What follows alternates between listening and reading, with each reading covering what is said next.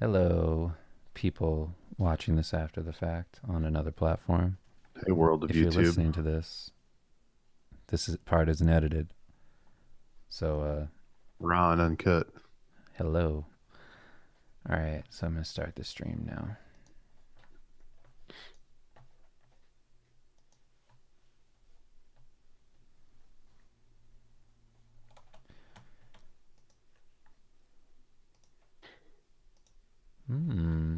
Did I click something? Hey, everyone. My name is Dave Raposa, And I'm Dan Warren. and welcome to the Acceptable Podcast. Dan Warren and myself, well, together we run the publishing company Acceptable Comics.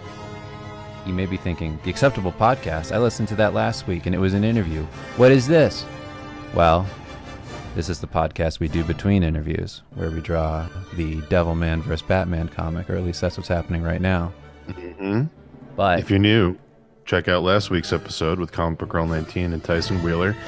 And also look forward to next week's interview on March 4th with Dan Avidan, also known as Danny Sexbang of the band Ninja Sex Party, also known as Not So Grump of the YouTube Let's Play collective Game Grumps. that's right. So, as always, we are sponsored by ourselves. You can visit acceptablecomics.com for a free preview of our books that are available for pre-order now, shipping very soon.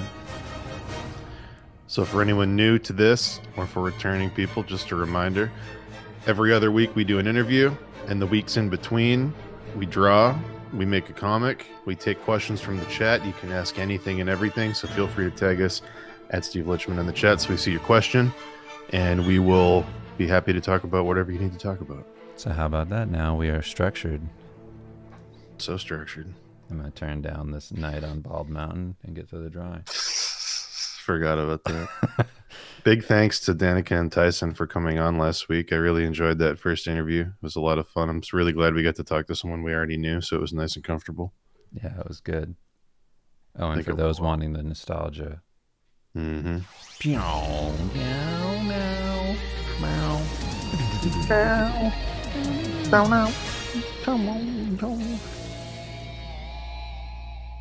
So yeah. Marius Boda just subscribed with a $4.99 sub. Thank you so much. 20 Marius months in a row. Boda, what are you We're gonna take doing? that cream. We're gonna take it. That just popped up on the screen. For anyone curious who we're interviewing after Danny from Game Grumps, our third interview, I believe on March 19th, will be with Brandon Jones of Easy Allies and the creator of GameTrailers.com.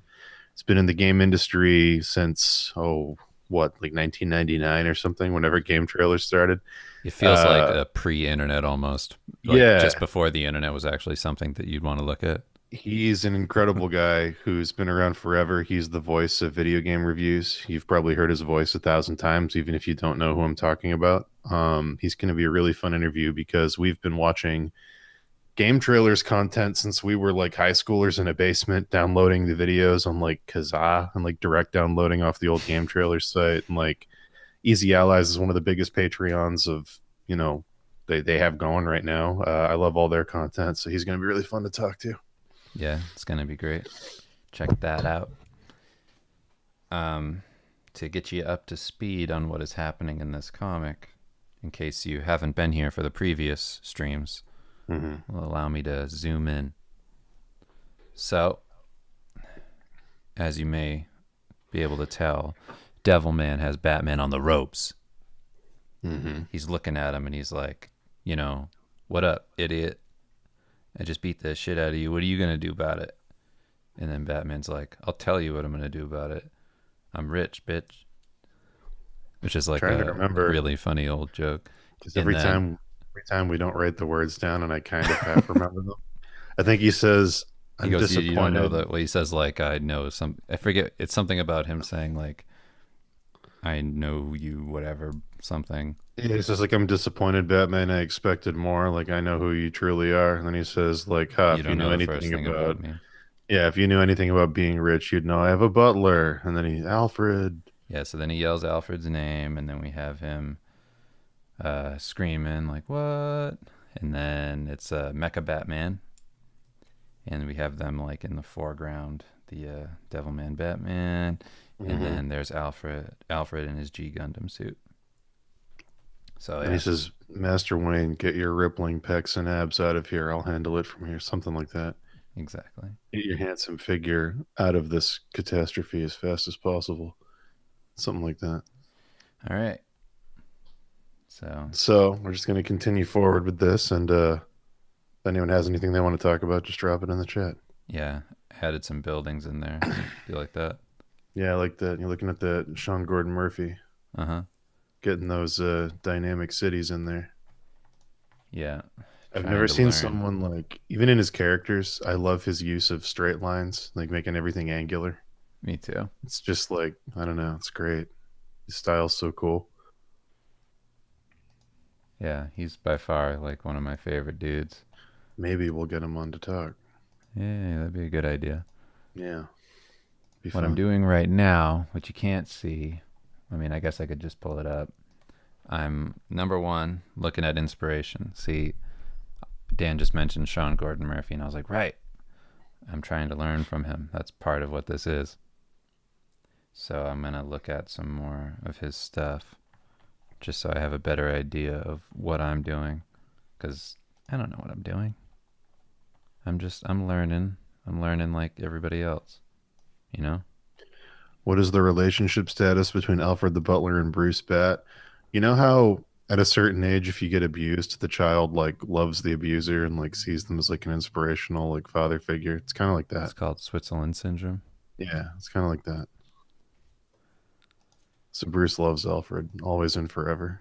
And Alfred would do anything to save his beautiful baby Bat Boy. That's right. That's how it goes.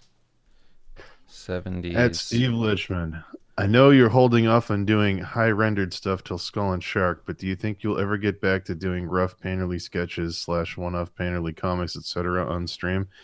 My favorite painter, Mr. Old Painting streams a lot. Well, we haven't set on a style for Skull and Shark. Highly rendered, I mean, doing a whole comic of highly rendered stuff isn't really possible because it would take years and years and years just to do one comic because it takes forever. But in terms of painterly stuff, there's different kinds of painterly, like the super high rendered stuff like Dave used to do with the portraits. I mean, maybe you'll do some streams of that in the future. It's just kind of like if you feel like it. Yeah, it's just a lot harder to do that. I mean, it'd be cool, but unless there's a reason behind it, unfortunately, it's just kind of like such a investment of time that it's pretty hard to manage that. Yeah. You have to really, I mean, like at this point, we're doing so many different things with like comics Yeah. that you really have to have a good reason to have like a time sink in something like that. Whatever Skull and Shark ends up being, I can say almost certainly it's not going to be pages of highly rendered paintings because it would be impossible to finish. Yeah, like there might be like if you've ever seen like manga stuff where there'll be like a section of pages for like emphasis or something, maybe something like that, but like the whole book wouldn't be painted. Yeah. Thoughts on the new Duncan Jones movie Mute if you have seen it? I haven't seen it. Have you? I know you mentioned it. No, I haven't seen it, but I did I see heard Black it was Panther. good, It was great. but who knows? Yeah, Mute's on my watch list. I'll check it out. Where's that layer that has that stupid He's the Moon Man, right? city? Yeah, Cool. where is that stupid line? There it is. Mm-mm. Delete that shit.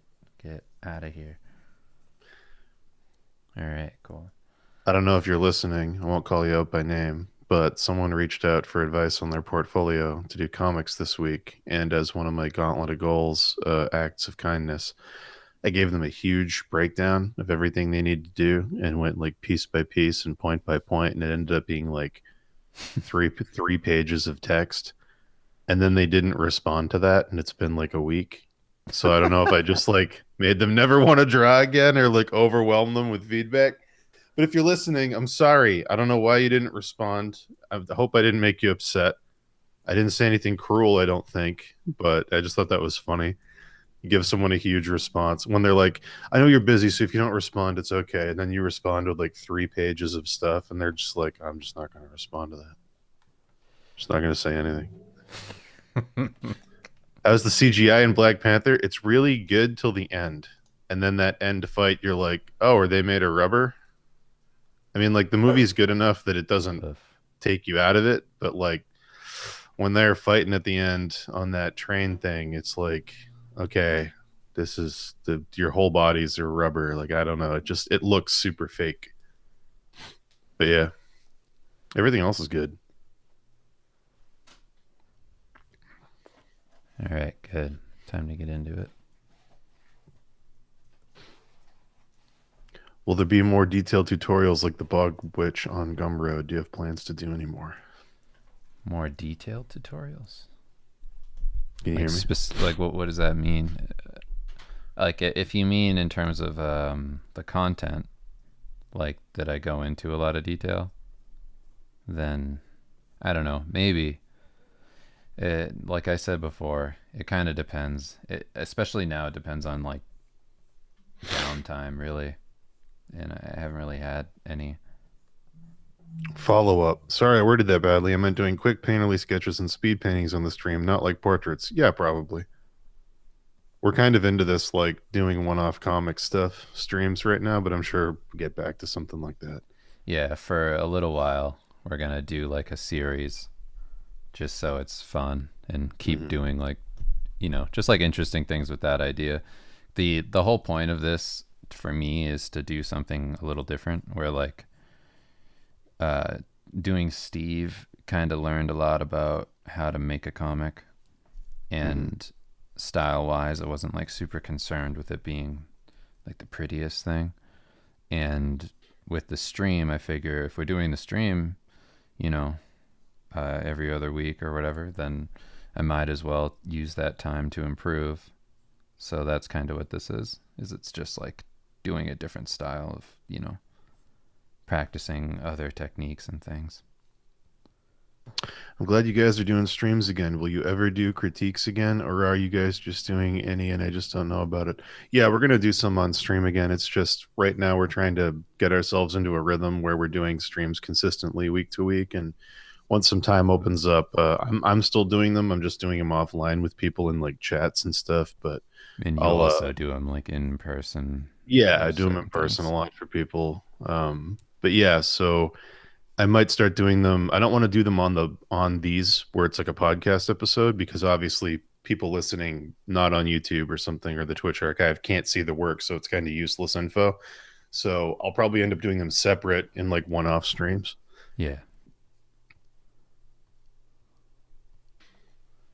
How hasn't Hollywood figured out how to animate already? I mean, they have. The problem is just budget, because Black Panther didn't have the budget of like an Avengers movie. So there's tons of stuff in it for a standalone movie, like especially the costume designs and stuff look crazy. There's a lot of work in it. I think they just didn't have enough money to make the CG better in that final thing. I think they pretty much ran the budget down to the last dime. I mean, yeah, I think that's true, but also there is something strange about like I saw Spider-Man Homecoming finally, and like a lot of the Spider-Man stuff, he looks like a rubber man. It's weird because like some of their CG you can't even tell it's CG, and then other stuff like Spider-Man and Black Panther. I think Spider-Man had the problem too, where it's a one-off. You're like, okay, they just didn't have the budget in this standalone movie that they have in something like an Avengers movie. I don't know, because it's real weird. Definitely have a budget. It's Spider-Man. It's like he's one of the biggest. It doesn't have the budget that one of those huge ones has, though, because it just doesn't. None of them do. Yeah. It's just weird. It's just a weird trade-off. But yeah, like Spider-Man was expected to make a loss, basically. They like put extra money into it because they wanted to make the best one so they could keep making more. But like they didn't expect it to make a huge amount of money. And I don't think it did. I think it actually made less than that Amazing Spider-Man movie with the lizard did, which is crazy. Yeah, Spider-Man fatigue. But it's a good movie, so hopefully they keep going. They got the tone right, at least. let's see. Are the Mighty Morphin Power Rangers going to come out of Devilman's chastity from the boat? There you go. Maybe. We'll have to see what happens next. I have a feeling that Devilman has a friend, though. He might. I mean, we don't know for sure. Yeah. But I think It's Devilman definitely might know somebody. Yeah. It's definitely not Captain Harlock, though. Or Dick Tracy. Hmm. The other best detective in Gotham City. Exactly. Yeah, that might be the way to go, actually. Where they have a detective battle. Yeah. Try and figure out who can detect the most. We got to wait till Batman escapes in the night in the whatever, the Batwing. And he can fight Captain Harlock in the skies. Right. Do you guys have any tips on developing character design sensibilities? I study at an atelier and I don't want to be shoehorned into doing paintings from direct reference that take months. Any specific exercises or other recommendations for someone who feels like they can only draw completely from reference? Thanks a lot. Well, this is going to sound like, I don't want this to sound like dismissive or like oversimplified or like, too common sense, but stop drawing from reference. Like, just stop. Like, do it at the atelier in your classes, obviously, because that's what the classes are for. But when you're home drawing for yourself, just don't draw from reference. Just draw from the top of your head. And then look at stuff after you've done the drawing and go, what did I get wrong? And go, oh, okay, I'll work on that stuff. And then just draw more from your head. And in terms of designing the characters, think about, first off, what kind of character designs you like. Like what stuff are you into is the first step of that. Of like, okay, do you like more stylized stuff like Capcom characters? Do you like more realistic looking stuff? Do you like cartoon stuff? Like, you got to sort of identify what your likes and your sensibilities are and kind of go from there and mix and match a few things and experiment a lot till you find something that feels good, feels like you. But step one, because a lot of people fall into that atelier trap where they get super good at realism from reference and then they're afraid to do anything else because they think that comparing that to the realism from reference, it will obviously look worse, which technically it will. But you have to understand that technical realism isn't the only important thing, and it's actually something not that many people care about. And if you're going to do something like character design and like pulp comic stuff, or like, an interesting design is worth more than a perfectly drawn face in most cases. So you just have to do that weird valuation in your head of like, okay, this won't look as technically accurate, but the original idea and the coolness of the design will actually be more valuable. Yeah, it kind of just is like, what do you want to do? Like when you figure out who you want to be, or like what kind of artists you gravitate towards, it helps to inform like where you want to go in terms of your style and approach. Because for me, I used to think I wanted to do it. I used to think I wanted to do the reference kind of thing, and then after, it's like when I was a kid, I never really liked artwork like like fantasy novel covers or Bouguereau. Yeah, or like I don't know, there's a lot of specific artists I can't think of right now, but like the static oily muscle painters. Well, it's the classic, you like Frazetta but you didn't like Boris Vallejo. Yeah, it's more of like I was like I was always more attracted to artists who did like comic books, like Joe Mad and lots of like different mangas series, and that's the kind of stuff I bought when I was a kid. And then when I grew up and wanted to do art, I kind of gravitated towards the realism because I liked the technical ability, but I lost sight of the coolness of like a style. So it's kind of just trying to figure out what you're into, and then that'll inform where you want to go. But it's the advice I always give students when I do my college portfolio reviews that I've said on here a few times is, don't just create, be creative. And an atelier is designed solely for you to create accurately from reference. It's not designed to make you creative. Creating stuff isn't the same as creativity. Making a perfectly copied painting from a still life, yes, you're creating something that's impressive, but you're not using the creativity part of your brain because you're not inventing anything. Dan actually has that motto tattooed on him. Yes, I do. And he also has a Pinterest board you guys can check out Yeah, you where can all check that it out. stuff's on Hmm. Including some of my favorite recipes. there. And farmhouse design. Yeah, farmhouse design. What's up with that app Vero? Heard of it? What's the big deal? I actually just saw that last night. Everybody's posting that they're going to it. I don't know what it is. Do you know what it is? I'm on it and I don't get it. um, Is it just Facebook without ads? That's like no, what they seem to be saying. I mean maybe that's part of it, but like it's in beta right now, so they had a sudden influx of people coming in and they don't have the servers for it, I guess, so it's slowing down like crazy. And like Right. you go into it and you can upload like high res images. They don't have that algorithm thing that makes it so nobody sees your posts. Like they only see like the best people kind of thing of like, oh, you looked at this person a couple times, so now you see them all the time. That's kind of like what Instagram does. Hmm. So it filters out that stuff where like now you see everybody that you're subscribed to, that you follow. And like that part of it's really cool. But as far as I can tell, it's I don't know, it's not super intuitive. Like when you use it, it's kind of a pain. There's too many options. Like you can follow people, connect with people, be people's boyfriends. I There don't you go. know. I don't know what you can be, but there's just too many options for like what you can be. It's really kind of awkward right now. And I'm just gonna hold off and see if it's a flash in the pan thing. yeah, it kind of feels like that. It kind of feels like everybody's just posting about it because everybody's posting about it It and feels it'll like go away, it but feels maybe like not. an app that Twitter or Facebook is gonna buy in a month and then it's gonna be gone. Yeah, because that's what people are saying is that like the reason it exists is because of the bless you, Kimmy, is because of the whole deal with like Facebook owning everything. Right. But if that app blows up, They're gonna buy it. they can't resist that Facebook No. money. Is there a story for Black Witch out? No, there is not, but maybe someday. Yeah, I have it written. I have like 6 different versions of it in notebooks. And there will probably be 6 different other ones. Yeah, That's it's usually what kind of happens. just how everything goes, though.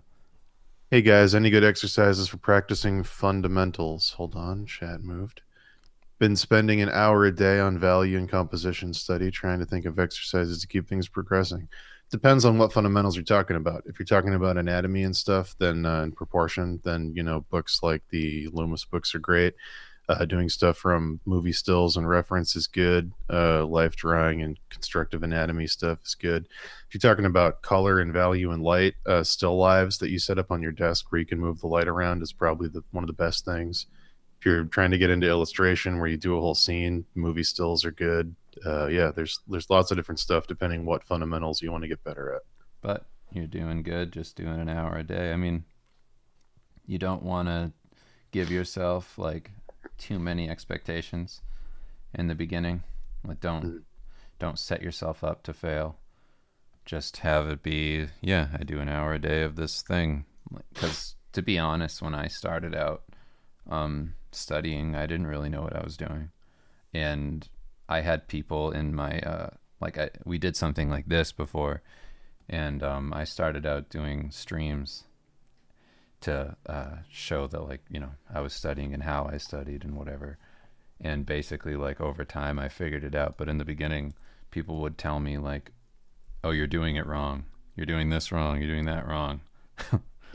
And I don't know. It was like I had to ignore everybody and just do what I was doing because what I was doing was better than nothing. That's important too. Any tips on getting more people seeing or interacting with your own art? I feel like I'm just being ignored and my art is boring or bad. I mean, the obvious answer that we usually advocate is find an audience that exists for something you have a shared interest in, which is like do fan art for something, and the fans of that will become fans of you for doing the fan art. Another thing you can do is do something like this. I mean, this is kind of fan art, like the Batman versus Devilman thing, but like put a narrative out there, even if you're not attaching yourself to something with a fan basis, even if you just start making comics and putting them out for free, you'll attract more people because you're giving them a narrative. It's basically just widening the net because the problem most artists fall into by putting art out is that the only people that are searching and looking at their art are other artists that are comparing themselves to other artists so they can engage where they're at and, you know, find new interests. So like, you don't want to make art for other artists, and that's the trap that like 90% of people fall into. You want to make art for everybody else because that's the only way to grow and have like a sustainable career, because if only artists are looking at your work and buying your work, you're never going to make enough money to have any kind of living. You need to expand out of that group. So if you want to do comics, start putting comics out and people will start reading your comics that aren't just artists. If you want to do animation, start making animations, putting them on YouTube, people will see them basically. And if you do just want to do art and you don't want to do comics and animation, start making art for stuff that people already like and then do your twist on it. And then they'll go, oh, this is cool, I'm going to follow this person. Like that's the easiest way to do it. But yeah. And also, if it's just a matter of skill, then just keep studying, because sometimes it's just that, I mean, to be honest, sometimes the work is just bad and Mm-hmm. it suffers from that and people aren't looking at it because there's nothing exceptional about it. Where, and I don't mean exceptional in skill, I mean exceptional in all aspects, where like it could just be that you're very honest in a comic and you say something real about something you've been through. That can be exceptional and stand out. Like, you know, just something that, you know, makes you stand out from everybody else. What is it about you that's specifically you that nobody else has? And that can be, you know, how you relate to the world, where you grew up, all the kind of things. We've talked about it before.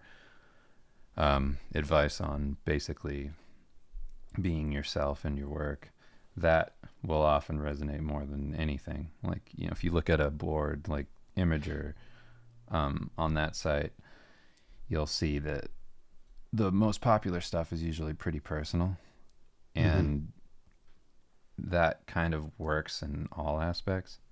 Yeah.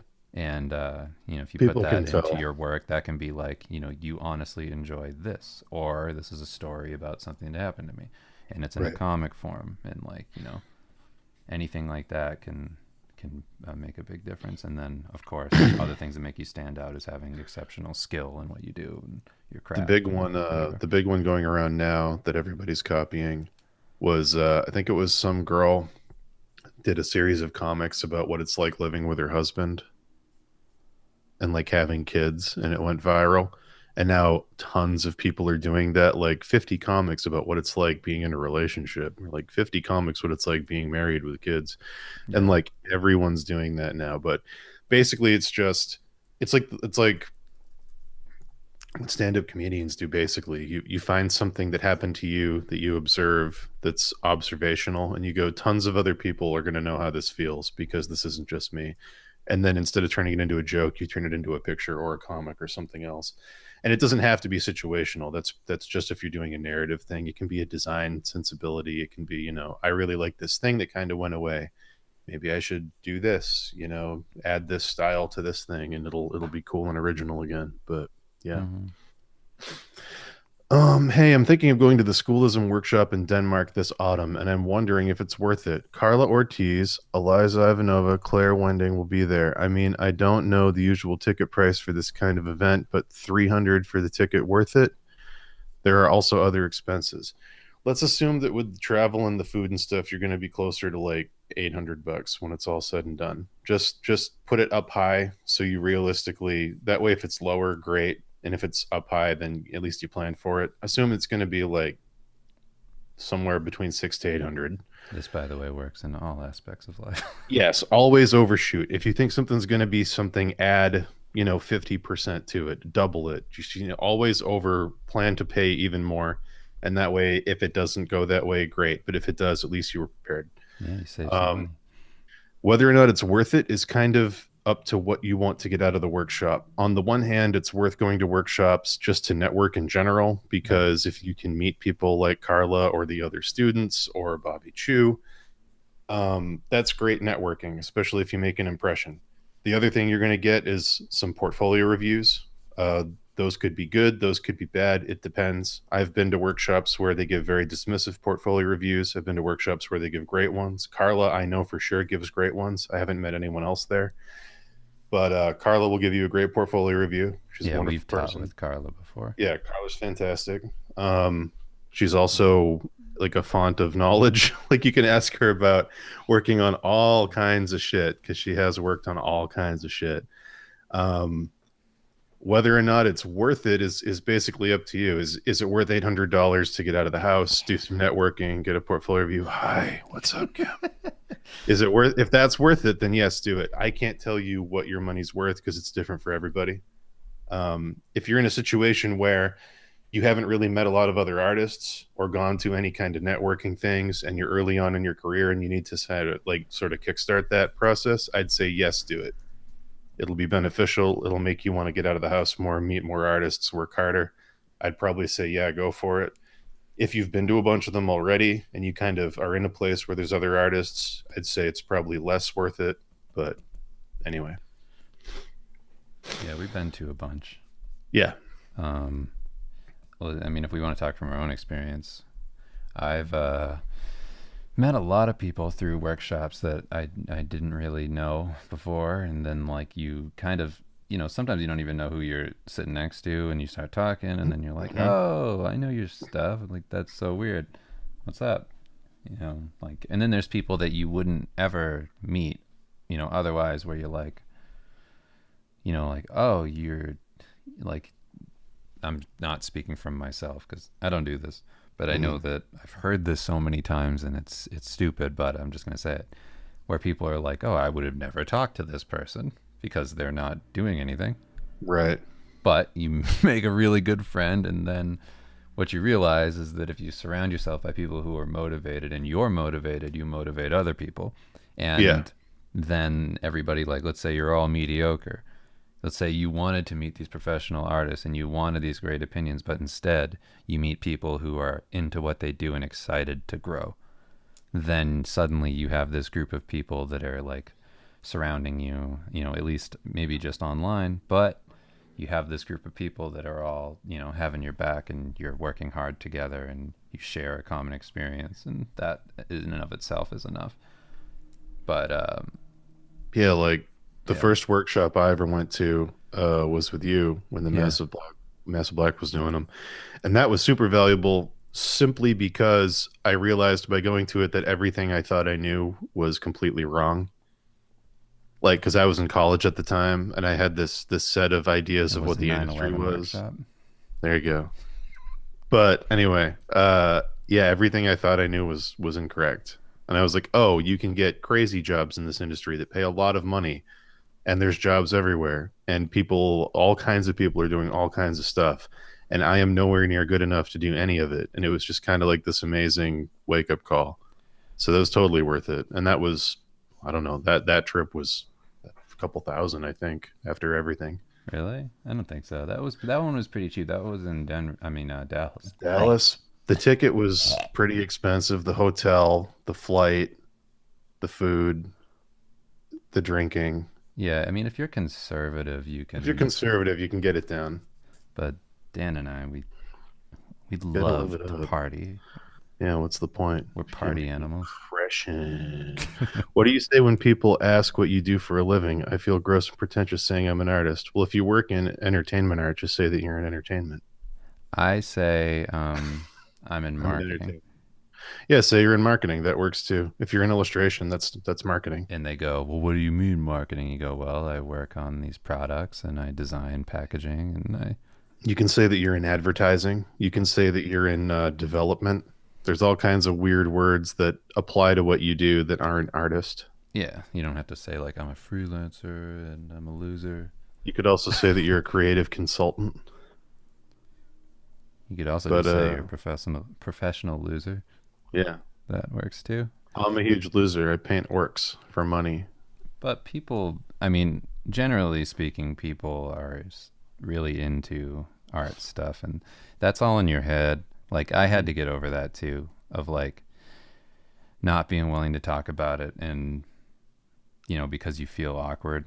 But people want to hear that stuff, and like, as long as people are asking, if people are genuinely interested in you. Yeah, if you say the specific job instead of like saying I'm an artist is very different than saying, oh, I do art for this card game. Like, you can just say specific jobs you've done, and they're way more likely to go, oh, that's a real thing, because I do agree that a lot of people will hear the term artist and go, "Oh, that's awesome. What do you do?" But a lot of people will also hear it and go, "That's this weird nebulous phrase that means that you might not even have a job, and what does that even mean? And like, are Yeah. you just saying that?" But if you reference an actual paying gig for a real thing, they'll instantly go, "Oh, that's so cool. You actually get paid to do art," because, a lot of people don't. Yeah, I mean, in a lot of ways, a job like that, I mean, a job like that, a conversation like that is an end to, having a connection with somebody, and that's always cool. You don't want to just throw yourself under the bus. Hmm. Oh, the first million to register for Vero getting free. They think it's going to be a paid app after that. Yeah, Ew. if that thing, I mean, hopefully they fix Ew. it. If that thing's a paid app, then bounce. Ew. Mm-mm. My problem is that I want it all. I want to make realistic stuff and some line art comic stuff. I'm Go like a for stupid it. little That's what kid I that do. wants everything. But you can do both. Of What? course you That's can. exactly what I do. Yeah, you're telling like that's literally what Dave did. I worked Like on why? TV stuff, worked on movies, I worked in So do both. games. I've done like every See, job this is the thing. you can do. You could take any panel of this comic with the line art and render it to a point where it looks photo real. Like the line art is the skeleton of that photo real finished product. So like why can't you do both? It's like a necessary step of getting to B is A. Also, people love that. If you can do everything, like clients, Yeah. they're like super You'll get into that. hired by the best people because they don't need to hire three people to do a job. They can just hire you to do all of it. Yeah, like I have people that don't know I paint hire me. And I'm like, what? Yeah, I also paint. They're like, whoa, you paint? I'm like, yeah, dude. And they get all excited. Let me say manga correctly. Hold on. Have you guys checked out Manben? It's a Japanese show in which they record manga artists process over a few days and discuss their process. No, but The that most sounds recent awesome. subbed episode is with Junji Ito. I don't know who that is. Thought you guys might like to check it out. Yeah, that sounds really cool. That sounds like the best thing. One of my Yeah. favorite episodes of this, oh, I'm going to mess this up, but there's this show from the UK that I don't remember what it's called, but they followed a bunch of creative people for a day. And sounds really similar to that. And one of them, they followed a comic book artist and like his crazy schedule working all night. And I just thought it was the most interesting thing. It's the British baking show. Exactly as the Great British Baking Challenge. Pinchivik just subscribed with Twitch Prime. What? Pin Thank shiv you me so to much. death. I love you. Thank you. Let's see here. Do you guys think investing on merch design, such as t-shirts, posters, etc., is a good idea? Is it profitable? Merch is as profitable as the IP lets it be. If you have something no one's heard of and you invest a bunch of money in getting t-shirts made, obviously it's not going to be worth the money. If you have an audience big enough and willing to buy that kind of stuff, like if your IP lends itself to t-shirts and posters, then yeah, you can make a return on that. But it's sort of a case to case basis. It's one of those weird things where we have to give a very specific answer because if you're making an IP and you're only showing it to your artist friends and it's not really out there and established, you're going to lose a ton of money investing in that. But if it's got a following and the following knows how to get in contact with you and they see your posts and you put up stuff for sale, you could make a good amount of money doing it. T-shirts are tough. The return you get is fairly low, but people love them. So it's like a weird risk reward thing. Posters are usually pretty good. If you go to cons, you'll make way more money selling that stuff than you will online in a short amount of time. But Especially yeah. if it's based on something. Oh yeah, absolutely. If it's attached to like some sort of fan art thing, you'll make a killing. I mean, realistically, I'll just put this out there because I feel like a lot of people don't hear it. I know people that make 30 grand in a weekend at a con sometimes. Yeah. Like literally $30,000 in 3 days of selling fan art at a con. There's people that make more than that. Like it's crazy how much money you can make at certain cons if you play it right. So just like keep that in mind. Do that Sailor Moon fan art. Hey guys, I've been trying to make a living off of art for years, assuming that my art was at entry level or whatever that means in this industry. What would be the fastest way to start making a living? Like, what are the steps? Any tips and tricks you could share on getting a career started right?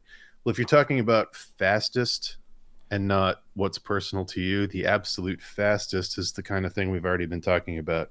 You develop your skills to a point where the art looks good enough that people are going to see it and go, oh, that's pretty good. Then you're going to attach your art to an established IP or series of IPs by doing some really targeted fan art at the industries you want to work in. And then you're going to wait for the jobs to come, or you're going to actually target the jobs you want. Like a good example would be, I don't know. Say Overwatch. Sure. Yeah, the classic of I'm going to do new skin designs for these characters in Overwatch, and this is what I think they should look like. And then people are going to share those on the Blizzard boards and go, wow, why aren't they hiring this person? These are so good. Blizzard should hire this person. And then go, okay, I'm also going to design new characters for Overwatch that fill gaps that the game doesn't have yet. And then I'm going to do skins for those and line it up with the other characters that already exist in the game and, show you why they look cool together. And then, you're going to create that positive feedback loop in the community. And then you're probably going to get some kind of job offer, even if it's not from them, from somebody else. But the things that need to be there for the fastest path from not having a job to having a job are first, your skills need to be decent enough that the work is taken seriously. And that doesn't mean you have to be the best in the world. It just means it has to be taken seriously. They have to go, oh, that's good enough that we could use it. Two, attach yourself to something that's already huge or multiple things that are already huge. So people go, oh, this person should be doing this. That's the quickest shortcut. And then three is just keep putting stuff out. If the first one doesn't work, do something else. If that doesn't work, attach yourself to a different thing that you like and put stuff out. Just keep going and something will come. Yeah, don't make up the thing of making a portfolio and then waiting. It doesn't work. No, at all. You like it disappears. The bait sinks. Like you gotta throw more bait out constantly. I would say that when I was starting out, I probably made, I did at least like 10 to 15 pieces a month, Yeah, that's probably about right. something like that, of just like things. Like maybe they weren't super finished all the time, but I was constantly making stuff to update with and, trying new things. Like it's just like, how bad do you want it? And what Dan was saying about like targeting companies, like while you're putting that stuff out for everybody, also send it to the company as a portfolio once you have enough pieces. If you have like, you know, between like, let's say like 6 and 10 finished illustrations around a certain IP that's current that you could realistically work for, then you want to find their AD, and you got to get creative with this. You can find people on LinkedIn, you can find people on Twitter, you can just like seek people out who work at these positions and Right. say like, maybe they're not the right person to talk to, but they might be able to tell you who is. And you keep reaching out and keep, seeking the opportunities, and eventually you'll be able to show your artwork to the right people, and if they like it, then cool. If they give you feedback, then that's also really cool, and you just, take that and adapt your portfolio from there, and then send it again, and then hopefully through persistence and effort you'll actually be able to work for them someday. But that's And kind of how it goes. the big secret ingredient is networking. That's like the only other advice I could give is like from a very early point on, start putting yourself out there and talking to as many other artists as you can and making actual relationships with people. It's going to help so much. Like when I started out, I was kind of emulating the formula Dave did because I knew it worked because I watch it work for him. The only thing that I did differently was we did the second version of Crimson Daggers, and it was like 14-hour streams every day. Every artist can come join. I'll call people in on Skype, talk to everybody. We'll all do portfolio reviews for each other, just like network, network, And then network, interviews. network, network, network, interviews, go to things. Like it was just like talk to everybody, broadcast constantly so people know that they can come hang out and watch. And like that worked And talk about wonders. what you want too. Yeah. But that's the weird thing is that I'd start getting offers from people and I wouldn't know it at the time, but I'd start working on actual jobs for like Coca-Cola and stuff with people, and they'd be like, you know, you were recommended by this person, and then it'd be like, oh, thanks for recommending me for that. That's awesome. They go, oh yeah, well, we always hung out on the streams and stuff, and blah blah blah. And it's like the networking really helps. Like it, Yeah. people are more likely to hire a person they know they have a good working relationship with than a person they've never met who might be better. In almost all cases, they want, like, this person would be a good addition to the team, I can vouch for them, is usually worth way more than this person we have no experience with but they're better. But yeah. Yeah, like let's see if we can get along with this person. It's harder. Let's see. Does anyone besides me want to see a sweet He-Man movie, loincloths and all, original designs from the cartoon? It could be well done, like the Guardians of the Galaxy movie. Yeah, I think it could be done. You'd have to lean into it and not try to make it serious. Yeah, not try to make it cool. Yeah, that's the problem that I'm worried they're going to do, is lean into it and try to make it like that Conan reboot where it's like way too serious. Like, you'd have to have fun with it, make it lighthearted, adventurous, It'd have to be a little bit silly for it to hit the right tone, I think. But yeah, I'd love to see them do it if they can. I've only been to one workshop, but just from my one workshop visit, I met multiple people who I still talk with today, and almost all of them are now working in the industry. Those events can be really great for making long-lasting friendships and all that junk. Yeah, absolutely. Yeah, there you go. Absolutely. Yeah, if you haven't been to a workshop before and you need to get out of the house, they're a great excuse to do that. Get out of your bubble, go meet people. It'll put all the work you're doing in perspective. Yeah, like some people I met at the workshops like actually came, like drove out from another state to come hang out after. Mm-hmm.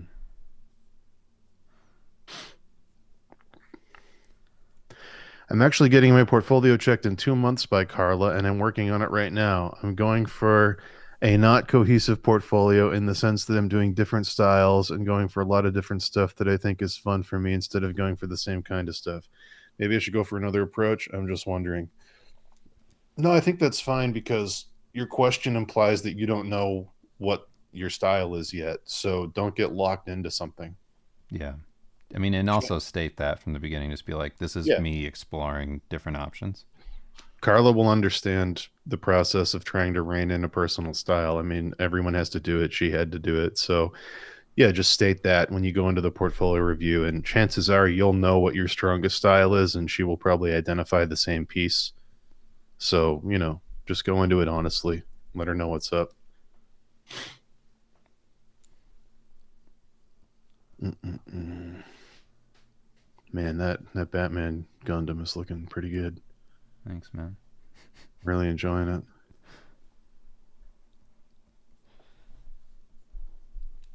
Any recommended brush sets to get for Clip Studio? I don't remember their names because most of them are in Japanese. But I would just say, like, all I did was I downloaded a ton of them. I sorted them by like rating. You can do that on there. And then from that point, I mean, maybe I can just show you on here. Let me open up the screen and I'll show you exactly what you do because it's pretty straightforward. Isn't that illegal, selling fan art? We'll get to that. So you start Clip Studio. Underneath the Clip Studio, little thing in the top left. And then it goes to assets. And then let's say you're looking at this. Here's the search bar, right? It says detail. So click that. And I think, yeah, brush. So you just select brush and then search that, right? So you search brush. Okay, so now it's listing all the brushes. And now it says new, published date, and popular. So click popular. And now it sorts them by the most popular brushes. So then you can go and look through and check out what's what and download, as many as you want because they're all free. So like here's one I'll pull up. This is a, pencil looking brush. This is an anime girl with big boobs. Yeah, you just play with it like this and then you download it, see how you like it. And that's it. It's super straightforward. It's really not hard to find brushes in this thing. And that's what I'm using right now is a brush from that list. I don't know which one it is because I changed it from the Japanese, so I actually knew what brush I was clicking. But yeah.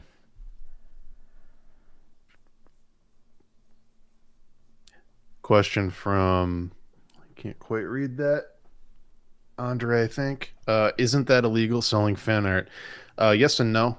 Uh, there's a couple answers to that. The first is that yes, it's legal to set up a shop online and sell art of other people's IPs that they own the characters to, but there are two big loopholes.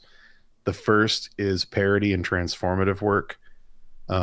If you do a parody of something, you can do fan art and sell it legally because you own the parody. Transformative work falls under parody. You can do that too. For example, mixing two things. What if Zelda was in Dark Souls? What if Dark Souls was Zelda? Like, those like just really obvious examples of transformative Yeah, stuff. and all you have to do is change the name and just don't say Yeah, exactly what it is. exactly. There's a lot of companies that do fan art in, 1,000 quotations of video games to sell all different kinds of stuff. They just don't say that it's that IP. Yeah, They just go like, haunted castle. vampire killer. Yeah, vampire slayer. Like, that's another way to get around it. Regarding cons specifically, they're not policed. So like that's basically a thing that everyone just kind of quietly agrees to is like, yeah, you can sell fan art at cons. That's like just a given. Selling that art online, not at a con, you might get a cease and desist, but you can sell fan art at cons. Everyone's done it for decades. That's just how it is. Yeah, I But mean, yeah, and if they say, like if they go like, no, you're not doing that at the con, then you stop doing it. right. But I've I never mean, seen that happen though. yeah, I would say your best bet is to just do transformative stuff, Yeah, which isn't hard. definitely. I mean, it's just like take something, plug it into something else. People are more likely to buy that anyway. Our critters coming back. We may be critiquing again, but the critters format might not be coming back. I don't think we could play that song anymore. No, we get muted. So, what if you like doing environments? Have you seen fan art with environments? I don't see a ton of it, because just because there's more characters than there are environments to do fan art of. Fandoms usually centralized around characters, Yeah, but the main you thing with that, just before I sure, go on, is like a face. Like look at a magazine cover. yeah. Faces are what we're drawn to. Mhm. So it's hard to sell something based on a environmental design. That being said, there's things you could do. For example, if you were a big fan of Final Fantasy VI, you could redesign iconic stuff from that. Like, this is what the Empire looks like. This is the airship, and like do the deck and everything. Like you could do twists on the background art for when you're fighting in battles and stuff. Like this is how I pictured the theater with like when you fight the octopus. Like you could do a set. I think you'd have to do a set of multiple things. Or if you did He-Man, like we talked about earlier, like this is Castle Grayskull. This is where the good guys are. This is like Orko's little lab thing. Like you could do fan art of environments. They'd have to be really specific things with huge audiences, though, with really recognizable areas because you know it's tough. There's only so many ways you can do things like a forest and have it be recognizable as the specific forest you're referencing from a specific fandom. So it gets tricky because it's not as instantly recognizable as a character design. But I think you could do it if you were careful and you chose something with really iconic locations. It's just a lot How, harder. how does Marvel cover work rates compare to something like Magic the Gathering card art? I think Magic's paying what, like 1,000 a card. 1,000 to 1,500 or something. Yeah, Is and are they the still in that base weird rate's a that thousand. that yeah, base rate's 1,000. Marvel's covers are what, like 500? Yeah, they're real low. Yeah, so there's a weird flip on that, obviously, that we should explain where if you do Marvel cover art, you can sell prints of it at cons and make way more money than you made off the actual cover itself, but you'd have to go to a con and make prints and sell it. You could also do it in pencil or acrylic paint and sell the original for a couple thousand if it's a big IP, one of their big IPs. Like if you did a Spider-Man cover, you could sell the original for a ton of money. So you can make more money on the back end. Same thing with a magic card. Like even if you only got 1,000 for the card, if you did a painting of it in oil or something, you could sell that for several $1,000s and make money on the back end. Magic doesn't let you sell prints anymore, I don't think. And if you do playmats, they take a cut, so it gets tricky. I think you got to get permission for the prints or something. Yeah, I know they take cuts for playmats. I don't know if they demand a cut for prints. They have all these weird new things, stipulations, but you can make more money than the rates on the back end with things like that. But up front, comic covers only pay about 500. Magic cards only pay about 1,000 to 1,500, depending how good you are. But yeah, you can also apply to job listings directly on various sites. My current job was off ArtStation. I didn't think I even had an ArtStation account when I applied for it. Yeah, that's true. If you find job listings on, even DeviantArt has job listings, you can go apply to things and hopefully get something. Do you guys have any insights into health insurance stuff for artists in the US? Sorry if it's a bit off topic. I don't. I'm taking advantage of a corporate loophole through my family's company by having a license that they need. Um, do you know anything, Dave? They just pay a bunch of money for health insurance. Yeah. Yeah, I don't know. Yeah, I mean, I you don't have kind any of get insights. screwed being a freelancer. Yeah. That's the real thing of it, is that for 11 years I didn't have health insurance. That's pretty much how it goes. It's easier for me to take tests and get contractor's license loopholes than it is to pay the money for health insurance as a freelancer. So I just do it that way. Yeah, Dan's a member of OSHA. Technically, yeah. So yeah, I don't know. There's going to come a time where I'm going to have to switch and just get health insurance direct. I don't know if we can do that through Acceptable Comics maybe and get a better deal. I have no idea. Yeah, we'll figure it out eventually, but for We're going to now have to. I am just paying, out of pocket for it. So it is what it Well, is. actually, if Kim gets a job as a nurse or a doctor or something, wouldn't you get it through her employer Yeah, since you're married? eventually we'll get something like that, but for now, because ideally we want to have a family before all that stuff happens, before she's in her final position where she's working. So like in the meantime, I just have to make sure we're covered, and all that stuff is just so expensive. Mm-hmm. There's really no way around it. I mean, uh, yeah, I don't know. You got to get creative. You got to like find different ways to make money. It's kind of why, like, once I get into a certain, like, I've always leveraged things as I go, and that's kind of how I've survived. Is like, I'll get to a certain place and go, okay, I work for D&D now. That carries with it a little bit of clout, I guess. So I'll use that, and maybe people will listen to me.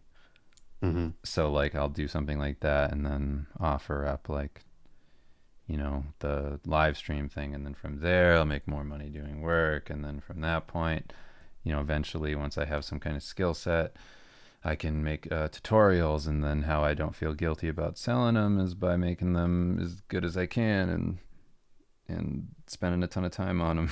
And then that stuff will eventually pay a good chunk into health insurance. So like I really use that side income wherever I can get it to like help pay bills and things. That's kind of how I've gotten around it. Hey guys, thanks for the answer. Do you guys keep all the old live stream files from the Crimson Daggers days? I'd pay money to get my hands on those that went away and didn't get up on YouTube. I don't think we have any of those because I don't think live stream recorded hard files to your hard drive back in the day. You had to actually download them Yeah, so we don't have physically. them. So only the ones that like we really liked we downloaded. Yeah. I was doing them daily for over a year, so there were hundreds. I wasn't able to keep track of all of them and put them all on YouTube, unfortunately. Yeah, like Um, when we were doing that, it wasn't like a paid thing, so it was really hard to justify the amount of time it would take to do all that. right. It's a huge amount of uploads, and all of them were like 4 to 5 hours long. So, like, I'd do them in 4 hour chunks because after 4 hours, live stream stopped recording them back then. Right. So I'd have to pause, and sometimes I'd forget and do an 8-hour one, and the whole thing would get deleted because it was over 4 hours. There was all kinds of weirdness, but But now we get Twitch. unfortunately, those were gone. Now Twitch at least is owned by Amazon, so Yeah. that's gonna stick around, and it's super popular. Going the comic route is probably not the greatest route for that sweet dosh, though. I mean, depends. Yeah, it depends if you're like self-publishing, like we are. I mean, You can make a lot it's a more whole money. nother world, but Yeah, way more money than working for Marvel or DC if you self-publish. yeah, like because I mean, comics. It's not like they're cheap to produce because of the time and everything, but like, it depends on what you're doing. Because like, we don't really make sense for that because we make such huge books. But like, uh, if you were doing like a 20, I don't know, if you were doing paperbacks that were just like a piece of paper, like the way Marvel does them, if you were just doing that and they weren't hardcover, they weren't like gold and, like ours are, Yeah. if it didn't have all of that, they probably cost like 10 cents to print those things Yeah. in China. Like, I really can't even imagine how much they cost. The 20, like, I think, like, I know that the comics that Marvel and like DC put out are only 24 pages of actual comic, Mm-hmm. and then there's ads and other stuff. But like that book in and of itself with the staples in it, that probably only costs like 10 cents. Mm-hmm. I can't imagine it costs anything. It might cost less than that. I mean, to be honest. We're going off of what 30 pages of our comic costs, which is on higher quality paper with higher quality color, and it would still be like 10 cents. Yeah, like our book is obviously more expensive than that, but like to Yeah. do a tiny issue, yeah, like it's super profitable if you're doing that. Um, yeah, I don't know. And we have a lot of experience with that now, but like yeah, it seems like you wouldn't make any money off of it, but there are ways to make money. Yeah. Like you just have to learn it. You got to be creative and be into the business side of it, which I know is, a lot to ask of people who just want to do art, but Thanks, guys, for the motivation. I'm really trying to do both, but realistic art is more difficult for me, and it makes me crazy because I have a problem with traditional art, because I have no problem with traditional art, but digital is a challenge for me. And yeah, I was inspired by Dave's Ninja Turtles series to do realistic stuff. Sorry for the bad English. I'm not from an English speaking country. Your English is great. No worries. If you have a problem with digital, just keep working at it. It'll click. There will be a moment where it clicks. That being said, you don't have to do it. If you're good at traditional, you can do amazing traditional portraits and take high resolution photos of them or scan them and put them in Photoshop and tweak them there if you want to. Like, but there's no reason you can't do traditional. the But if you digital will want to, pay off. yeah, digital will pay off in the long run, and you absolutely can get better at it. Like, I understand where you're coming from because I had to do that weird traditional digital back and forth thing too in the beginning. And like, if you just stick with it and do studies, that's probably the best thing you can do is stop trying to do paintings and illustrations, do studies. Like, learn digital the same way you learn traditional. Set something up on your desk and paint it digitally. Like, that will make the brushes click way more than jumping into like an illustration or something, because you're going to get frustrated that your skills aren't there, and you're going to go, this would have looked so much better if I did it traditionally. That's all you're going to be thinking the whole time.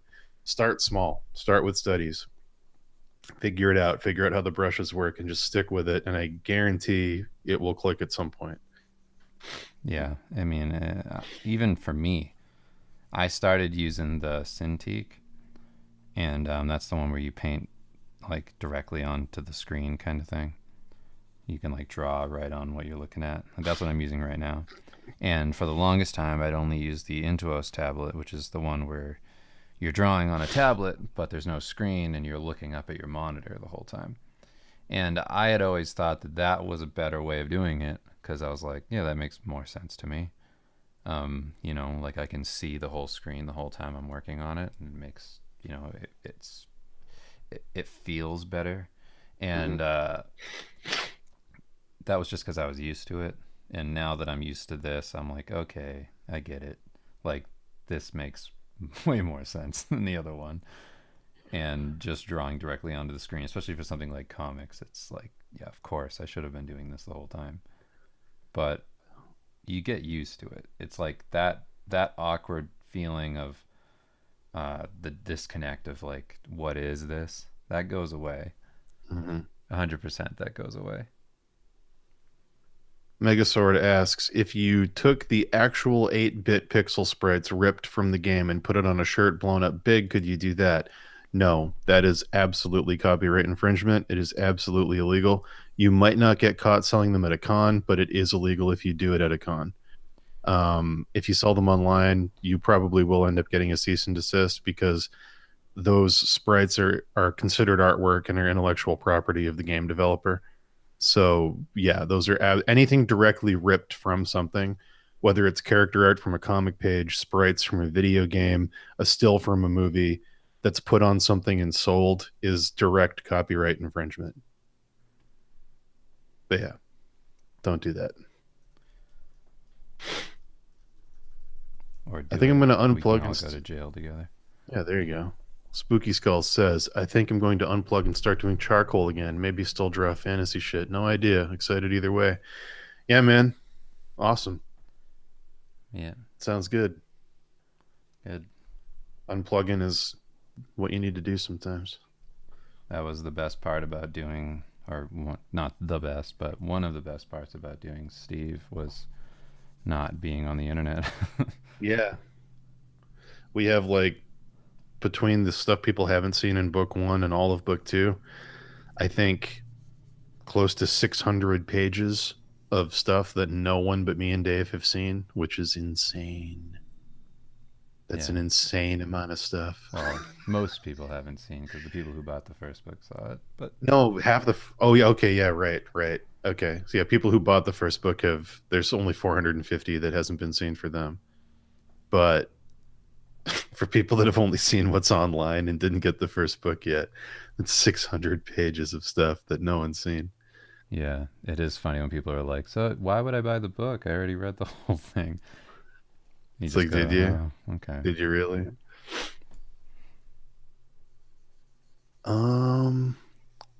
Hey, Dave and Dan, I'm new here. Thanks for joining this live, says Miguel. No problem. Thanks for coming. Yeah. Glad to have you. At Steve Lichman, I'm not good at art, nor do I want to do art. I don't even like it. What are some tips to changing this? Well, don't. I really like this question. Yeah, it's a great question. If you don't want to do art and you don't like it, then don't pursue it. Yeah, I mean, like, there's lots of stuff that I like that I don't want to do. Yeah, pursue something you like that you want to do. Yeah. I don't like math, and I'm not interested in it, and I don't want to do it. I don't even like it. So I'm not going to look at tips on how to become an accountant. You know, like, just don't. Art's not for you. That's fine. I don't know if that was a troll question or serious. If it was serious, it's a great question. But yeah, just don't. Weird. Yeah, we're not laughing because it's a dumb question. I love that question because I think a lot of people fall into that. They feel like even they don't want to do something, they feel like they should. Yeah. You don't have to. Can't you guys collect the funds from Steve and say that is your main income? Wouldn't that make it so you could say you aren't a freelancer? Well, technically, we're not anymore. We were on the first 2 books until we actually made Acceptable Comics a company, and now we're co-presidents of Acceptable Comics. Yeah. So going forward, this is the one weird thing I don't know for sure. This is where it's going to get tricky. What? I don't know if you can change your bank account on Kickstarter or if you have to start a whole new profile. Sure. You probably can. I hope you can. I have a funny... You definitely can. What if something happened to your account? Somebody stole it. Well, in the beginning, you couldn't. I think they added the ability to do it later, but I know in the beginning you couldn't because it was one of their many hurdles they put in place to prevent fraud. Oh, sure. but I'm guessing you can now that it's more established I'm sure if because we like reached out to them directly, we were yeah, like, "Hey, we're one of your biggest book Kickstarters." if it goes to my personal bank account again on the third book and then I put the money into Acceptable Comics, I can't then go to the government and say, no, it's company money. They're going to call it personal money that I gave. It gets complicated and fucked up. But now that it's a company and the funds will go into a company bank account, and we can say that we're employees of a company and not freelancers, which is great because freelancers get taxed at a higher rate. If you don't know that, ask your accountant. If you don't have an accountant, look it up. There's a freelance tax. But yeah. Do you two still get mad at the turn your brain off for movie statement? I do. Yeah, I do. I fucking hate that. I It's think like, it's why a are you even lazy way of watching it thinking. then? Yeah. At least be critical of it. If you don't like it, be critical of it. If you do like it, still be critical of it and go, why do I like it? Like engage with the movie. Like, I don't know. I And fucking if you are the kind of person that genuinely likes to do that, don't tell me to do that, yeah, exactly. because that's not how I enjoy it. I like breaking down how a car works. The most recent The most recent I heard that was the Justice League movie. Well, the script's bad and the CG's not great, and Superman's uncanny valley lip thing kind of breaks your immersion. But like, if you turn your brain off, it's just some really good popcorn fun. Like, fuck you. I just feel like, I mean, maybe it's just different for everybody, but like, I value my time so much Yeah. that like I could never do something like that I because mean, if you're a it's freelancer, just time crazy. literally is money. It's not just a saying. Like, it is literally money. Yeah. Like I don't waste my time looking at or doing things I don't want to do. Mm-mm-mm. Dead Man's Pixel says, had to grab dinner. What did I miss? You can watch it in the archive. I don't know when you went to dinner, so I can't tell you what you missed. Some fantastic advice and some great progress on the Batman Gundam Zinger, Mazinger Batman Mark III. Are you saying this? And yeah, Oh, yes. okay. I don't know. That's probably what you missed.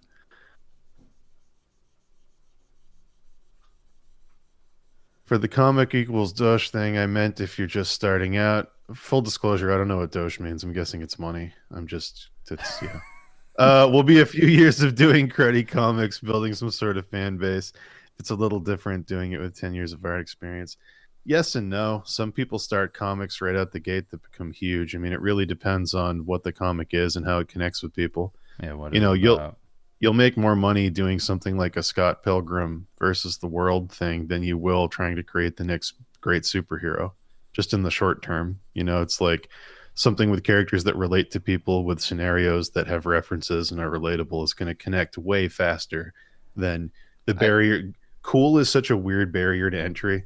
To make people think something you invented is cool is so hard to do, but making something relatable is definitely it's not easy, but it's so much easier because what cool was is the like question? I mean, what was the idea behind the like have 10 years of something? What is that about? they're saying earlier on they said if you're just starting out, comics probably isn't the best way to go for Doge, which I'm guessing is money. But we Oh, said, well, it's different, and they said, well, I'm saying as a beginner, if you want to get money, you probably shouldn't do comics. It's a little different for you guys because you're coming at it with 10 years experience. no. I can Yeah, tell you that just outright right because now is here's the thing. no. Look at our Look at first our comics Yeah, exactly. Look at our first series of Steve comics. They look like dog shit on purpose. We did that on purpose. because I tried, it's on purpose because I didn't actually know what I was doing. Yes. And it was double because it's like, okay, I can make believe that the reason I blow ass right now is because it's a joke, even though that is what it is. Well, also because something simplified that looks bad, that looks like something you draw in your sketch, like not even your sketchbook, something that looks like you draw in your notes at school, is more relatable to the internet than something super well rendered. So, like, very intentionally, we were like, we need to make this look worse than we can make it so it applies to more people. So it looks like the drawings of a lich you do in your notebook in school when you were Yeah. like, trying to ignore your math homework. Like, very intentionally made it look simple and not great. But let me because just say that that like in appeals to more any people. in any world, it's like if you're doing one thing for a long time, like I did, like painting, and then you switch over to comics, it's like you are just starting over. Yeah, Especially because I wasn't good at drawing forms, and I kind of skipped line art a lot. It's like that kind of thing. It takes a long time to get down. Not really to get down necessarily, but to be comfortable doing, and that takes a while. So like you kind of just choose what you want to do, and to do an online comic, like it might be hit or miss, but like we were just saying, like do something that maybe like it say you want to do that, then do something that's sketchy, that doesn't take you very long, that's more about an idea, that's more about a concept, more about a joke, more about just like a thought, and then let the artwork just kind of facilitate that. It can be sketchy, it can be stick figures. It's like look at what's out there. It's like look at Cyanide and Happiness. It's like they're stick figures. that's the thing is like the simpler the art, the bigger the audience, and the more realistic the art gets, the less and less and less people are going to care about it. That's a rule. Right, That's because not that's people not an see opinion. themselves in it. Yeah, the more simple something is, the more people can look at it and see what they want to see, which is going to subconsciously be themselves. Right. A smiley face can be anyone's face. Doing a highly rendered painting of John Hamm is only John Hamm. So it's like the more realistic you get, no matter what, the less people are going to think the applies to them, the smaller audience you're going to have. I'm not saying don't do realism. I'm saying when you create your thing, try to figure out where on that spectrum you are, because the more hyper real you get, the less of an audience you're going to have, even though that seems counterintuitive. Yo, Dave, you think Dan's going to outshine you like all those Steve Jobs' people, like kicking you out of the biz like a dirty dog and profiting on your ideas and characters? Listen, guys, Dave plays the trombone. He's the best in his row. He does the art. Sure, he's great at it. But I conduct the orchestra. Big picture guy. He's Yeah, fantastic at it, but there's lots of other trombone players, okay? Go replace him in a day. that's right. You built a box. I'm the one that sold it. I haven't seen that movie. I've just seen the clips. The yeah, I mean the main part of a partnership always is that, like you want to make sure that you're both doing something that you're, whatever, like good at, or that you work well together with. It's like that You you also collaborate on something. I find a think that is like a genuine concern people have, Oh, sure. like I mean, you working want to you together. you want to always have a fair division of labor and clear terms of what is owned by who. Yeah. So for us, all the IP is 50-50 because the writing is the IP. Right. Everything else is supplementary. And then we actually, I mean, I'll get into this. I'm not uncomfortable talking about this. Yeah. We don't take a 50-50 profit stake in the stuff we sell because I know as a freelancer that drawing is harder than coloring for comic pages. So we split things 60-40, and Dave takes the majority of the profit from the physical book. So it's a weird breakdown because you always want to be fair with your partner, and you want to make sure that there's no basis for resentment down the line. So you have to look at things fairly and where you're at in it. I color the pages, Dave draws the pages. Drawing the pages is harder than coloring the pages, even though they both take forever, and I know that. So Dave deserves more of the money from the profits. He just does. So 60-40 on the actual books. Stuff that sells the IP, like if we were to option the book into a show, we would split 50-50 because it's the ideas that are being sold, not the physical artwork in a book. Right. So And we you have to, both just like when we do the script stuff, we just talk through it. Like yeah, we always talk through it, come up with ideas that way. So in any kind of case where that's what we're doing, like if that's what we're doing as a job, then like it's divided up differently, and then like, the same thing applies across the board. But most of the time it's like, yeah, if there's art assets, then that changes it, and if it's just ideas, then that changes it. So you have to be really honest and look at everything that's being done and go, who is doing what, who's doing more, break it down into percentages, and really fairly assess where you're at. Because if you don't, you're going to end up hating each other. right. You just are, because it's human nature. So like, it's better to just be totally open about it from the get-go. Yeah, But you yeah. don't want to just make people happy. And then you break down duties of like, I usually once the Kickstarter goes live, like we both build what the Kickstarter is going to be. Dave does the assets. Sometimes I color them. I assemble them. I proofread the whole thing, and then once the Kickstarter launches, Dave usually manages PR and posts on Imgur and Reddit and stuff, and I manage the Kickstarter itself and respond to all the questions and emails and things. So like clear division of duties to make sure everything gets done. And like, every day we would sit down at the end of the day and go, we got these messages today. We got this many views on Imgur. What can we do to grow the views? Where else can we post? What can we do to outreach and get more people on the Kickstarter? So like constantly being in the same page as each other, making sure that everything's getting done at the same time, splitting things up evenly so it's manageable. Like these are all things you want to be very open about. But yeah. Yeah, and I mean, if I don't know if it's any indication on here, we're super honest about like awful things. So like, Well, it's like Dave's the only friend I have. I'm not gonna fuck him over, and I'm like the only friend Dave has. Like, I don't think he's gonna fuck me over. I So also like, don't care. I mean, yeah, the way I look at it's just like, business in general, it's like let's say you do feel like let's say like greed comes into you, right? You have to think of like, well, what are you doing? mhm, It's like what is the actual thing that you're doing? And then go like what are you talking about? Like why would anybody do this? It's like I always try and think of like what other people do in their businesses. right, It's like I imagine they get to a place where they go like, you know what? I am really smart. I yeah, deserve this. And then you go, but yeah, but what is it? Is it the relationship? hmm, Is that what made the money? And then you go, of course it is. It's like that's what this is. It's hmm, like the friendship of us talking to each other is what makes the profit. So yeah, it's like if that's what it is in and of itself, then you do other things too where you're like, we should find a way. Like if we're doing 60/40 thing, it's like we should find a way for Dan to, like in my head, I'm thinking like Dan to do something where he can make like more.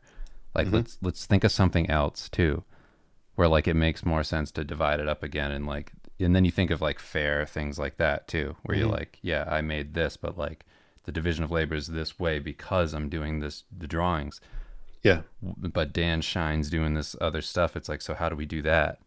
yeah. It's like I'm gonna be doing on any Kickstarter. Like, okay, so for the last one, the audiobook is like 10 hours long. It's like a stupid amount of work. But Dave was also doing cards and managing Brad doing stuff for the cards. So it's like that kind of becomes a wash. So it's like, okay, that balances out. You just have to look at everything and go, who's doing more and what do they deserve? And actually look at the percentages. And like, it's that's just the way it is. Like whether or not you feel like you're entitled to a certain thing, you have to step back and go, why am I entitled to that? Am I really entitled to it? And if you are, good, have a conversation about it. You should be able to. We've had those conversations before between us where we go, I feel like this isn't quite working out. I'm doing too much and stuff. And we work it out and find a new way to do it. But if you can't have those kinds of conversations with a person, you probably shouldn't be in a business venture with them anyway, because it's going to come bite you in the ass later. But Right. Yeah. I mean, if you but can't be totally honest, then what's the point of, getting a bank account with someone? That's like huge risk.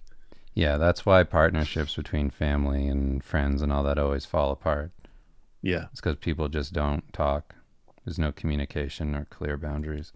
But Hmm. I know that question was a joke, but it was It was a interesting. joke, but it's got real concerns for anybody who wants to start out. Because we've given advice on here that if you're going to start something, work with somebody because it's easier and it's more, you can develop more because you get out of your own head. So if you're going to do that and we're going to give that advice, yeah, this definitely applies. I recently played Paradigm. I wasn't aware you guys were in it when going in and was pleasantly surprised when I read through the credits and saw your names in there. What was it like contributing to that and how did that come about? It was awesome contributing to it because we love Jacob Janarka. He's a beautiful, beautiful individual. Basically, what happened was we did a workshop in Bali where we were teaching, and instead of just a portfolio, this kid Jacob brought these like, Well, we did a summer challenge where you yeah, we before the actual workshop you had to create an IP. That was like our direction for I people think that that were was coming. the final blood sport. Yeah. back from Crimson Daggers was to create an IP. Yeah. So he created an IP, which was Paradigm, and he brought in to advertise it instead of a business card, a floppy disk. And we were like, whoa, this is really smart. Like you're putting way more thought into this than most people are because the floppy disk ties into the whole art direction and the whole IP. And we were like, what's this thing you're working on? And he showed us, and at the time he wasn't quite sure what it was going to be. And we were like, yeah, this is awesome, you should do it. And talked to him about it and stuff. And then years down the line, he was like, hey, Steve's a thing now, because we hadn't made the book yet. We were only like 4 or 5 comics in at that point. Something like that. Yeah. And he was like, can I put like a Steve Easter egg in here, since we know each other, and like, we all kind of talked and helped one another with our IPs from the summer challenge thing. And we were like, yeah, that'd be awesome. And then he had us do some voice acting for it. And yeah, it was great. So he was a Crimson Dagger. We were Crimson Daggers, hung out in Bali. And yeah, he really stuck with that challenge and actually made a game that got pretty popular. It was streamed all over the place. Yeah, so if you look in the game, you might be able to find me doing a really annoying voice of Steve. Mm-hmm.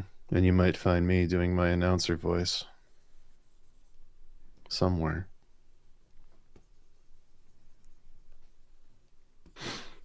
Let's see. Question. What is a great way to learn structure with the human body or in general? Thanks. Find a girl, cut her up. Ooh. You could also get the Andrew Loomis books. They're pretty good, but Dave's right. Direct observation's always better.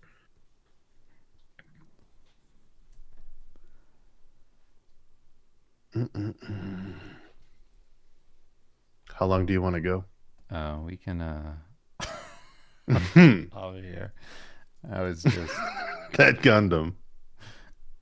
just trying Oh, to figure that out why Gundam. this is taking me so long. I'm That's so much great. faster than this in the stream, just like, oh, why is it so hard to draw and talk? I just wanna finish the page. But yeah. Mm-hmm. I just want to do a little bit of a blending thing. Trying to find the blending brush, and then we can get off of here.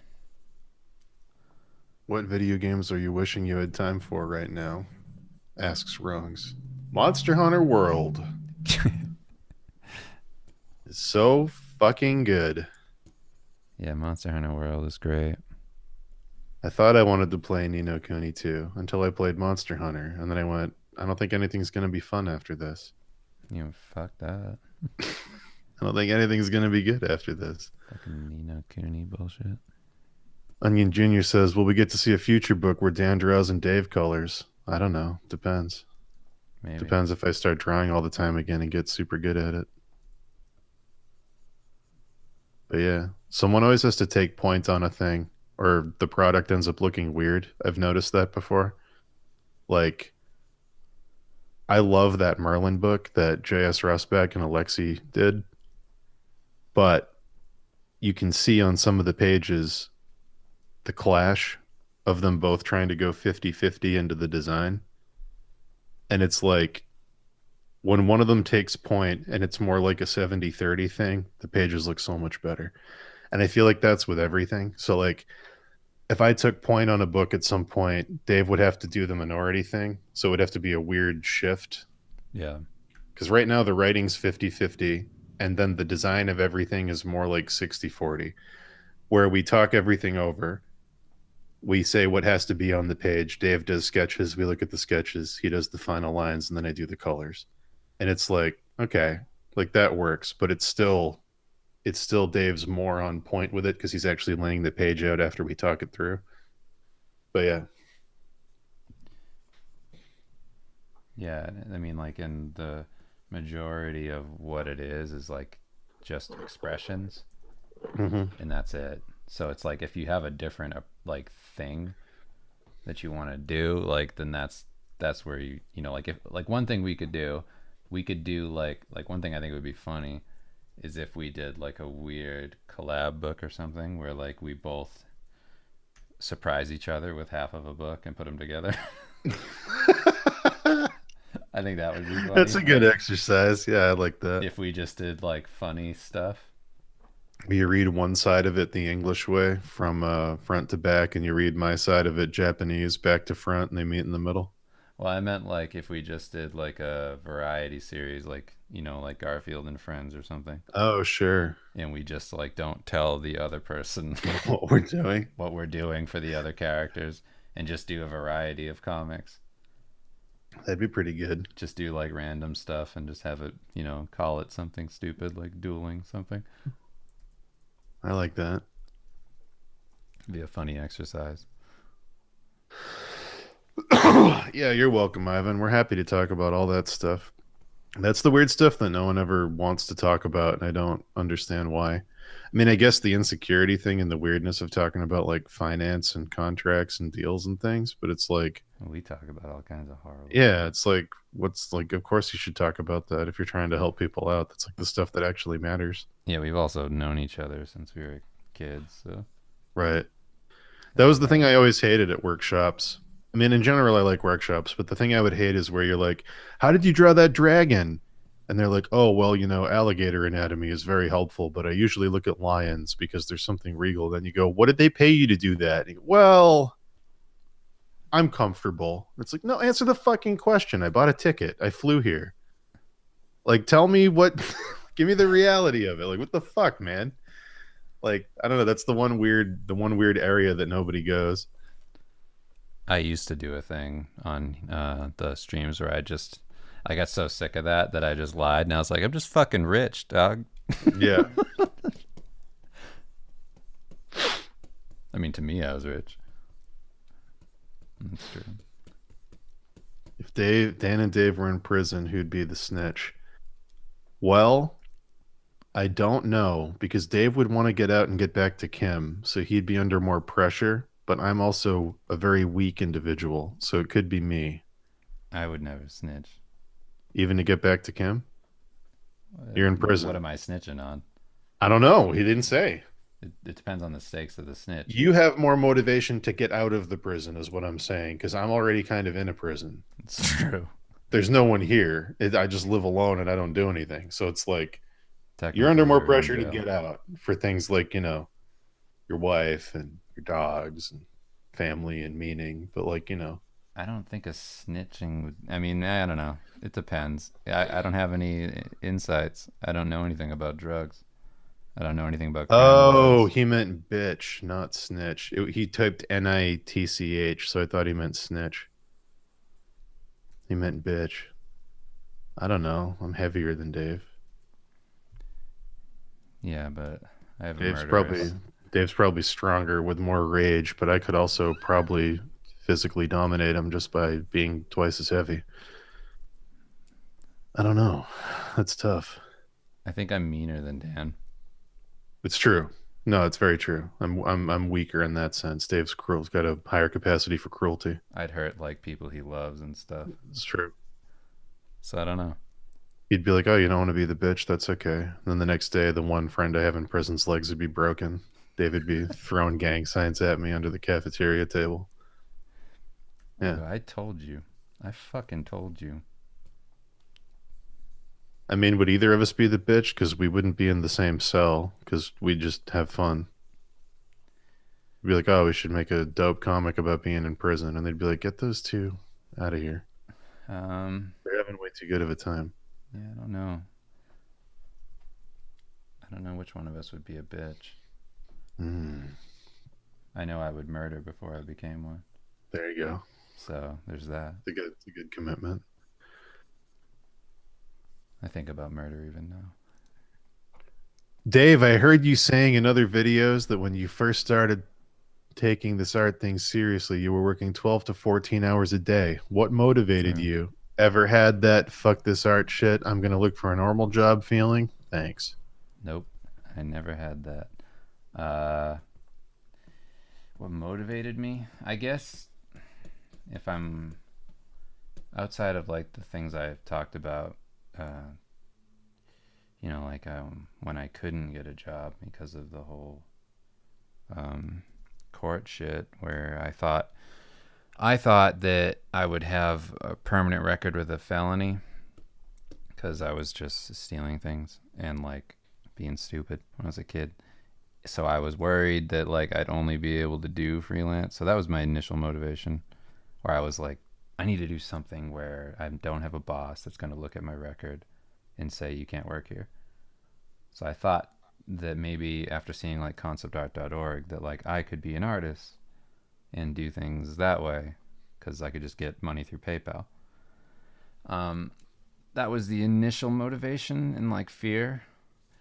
But after that, after I got into it and was working the crazy hours and all that, um, the way I stayed motivated was just through the little bits of success I had, which wasn't a ton for a long time. But I never wanted to work for somebody ever again. I knew that. And I didn't want to be somebody who went into a job. I couldn't have that. Like my dad wasn't like that. And I just kind of grew up with like an idea of not ever wanting to do that. Was the So last like job we it both just, yeah, had? Was the last job we both had Domino's? problem. Well, I did a couple things. I did like work for my dad doing um, That's sort of like moving freelance, though. furniture and stuff, but it wasn't a job at a place.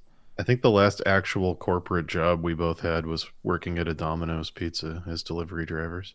Yeah, yeah. My dad moved furniture with a pickup truck, and everybody would get upset when he came. They'd be like, "What the fuck is this? Why don't you have a real moving truck?" And that was like the last job I had, was just doing little things with him, and then um, yeah, with working like that, the motivation just came from just like the will to not ever, give in and do something like that. I was like, every time I felt like I was getting close to that, I just go fuck and start trying extra hard to get work. I Start know a big posting part my of it stuff was like, everywhere. I have to get out of this town. Right. The town was toxic. If you stay there for a certain amount of time, everybody becomes a drug addict. That's true. It's absolutely true. It's like not even a joke. Like if you're there past like age 21, your chances of giving in and just doing heroin skyrocket. Yeah, it's one of those big heroin epidemic towns. It's just crazy. But final question. I guess there's a run of Garfield comics not written or drawn by Jim Davis, published by Boom Studios. How would you guys handle the Garfield IP if you had full creative control? Well, for me, Garfield would be a vehicle to get to John, and I would fully explore John. How about you? If I had the Garfield IP to do anything I want with, I would do probably like a manga adaptation of Garfield, Mm, where like I do it in like feudal Japan or something like that, cool. where like it was all drawn like beautifully, like cherry blossoms and stuff, and I'd change it to be like Monday's the most sacred of days and like all this stuff, and like Cool. gods in the wind and like in the rain and all that. I'd And go. John is a single man in his mid 40s who has no family, no love prospects, lives alone, and has a dog and a cat. I'm going to fully explore the darkness of that through the eyes of Garfield. yeah, where he lives by himself Hmm. and he just is Garfield doesn't tortured. ever explore the stuff John does when he's not talking to Garfield. Yeah, John's a fucking maniac. Yeah, John is the most depressed man in the world. Yeah, I think John's suicidal. Hmm. His cat torments him. I'm going into that. He hates That's his that's what life. I would do. I would fully explore John. Yeah, that'd probably be a good way to do it. And just the thought of having control of Garfield is like, Oh, I'd give anything. I would love that. I would just love that. I want to do Ronan Garfield with John Hmm. That'd be great. eating the ramen bowls, talking to spirits, and Too awkward to get one of the geisha ladies to fall in love with him, so he's cursed to roam the land, perfecting his Bushido techniques. right, going to Abu Dhabi. Hmm. Yeah, I like it. Have like that Odie be fantasy. the younger samurai who's still too excited and dumb, hasn't learned enough about the world yet. Yeah, I would make it like Garfield Spirit of Chaos would be like the name of it. Spirit of chaos. uh, Would be the name of mine. I do Garfield. What would it be? Actually, I wouldn't even call it Garfield. What's John's last name? What? Do we know what John's last name is in Garfield? I think so. His name is.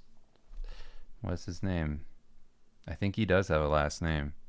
Why do I think it's Arbuckle? It is Arbuckle. Is it? Yes. Wow, I can't believe I remembered that. Holy shit. Anyway, yeah, I'd just call it John Arbuckle, and I'd put Garfield on the cover with like a shadow of John opening the fridge at 3 a.m.